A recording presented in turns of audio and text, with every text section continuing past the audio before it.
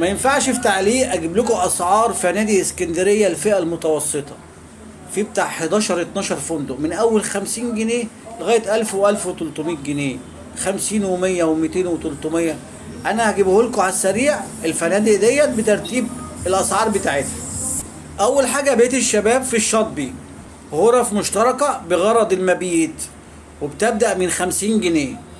الفطار والغدا في حدود 100 جنيه، يعني الفطار والغدا في حدود 100 جنيه. فندق جلوريا في المنشية، ده رقم 2 امام تمثال محمد علي. سعر الغرفة الفردية بتروح من 110 ل 160 جنيه.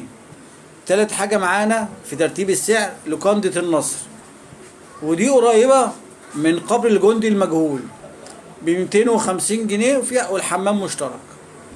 رابع حاجة فندق هايد بارك محطة الرمل، ده موجود في شارع أمين فكري قصاد الجراج، ده بيتراوح من 170 ل 220 الفرد.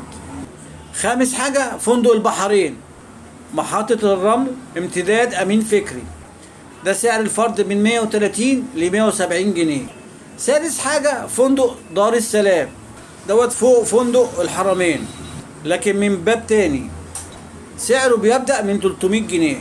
سابع حاجة فندق نيو كابري بجوار الغرفة التجارية، وده موجود في محطة الرمل، الفرد من 300 ل 600، شامل افطار بوفيه مفتوح، فندق عليه اقبال جامد.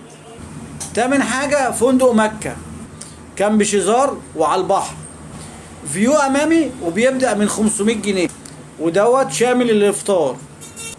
تاسع حاجة فندق إيزاكا أليكس، وده يعتبر بيت شباب نظيف بالمنشية وعلى البحر، الغرف بتاعته مشتركة 320 جنيه شامل الفطار، مكان نظيف وراقي.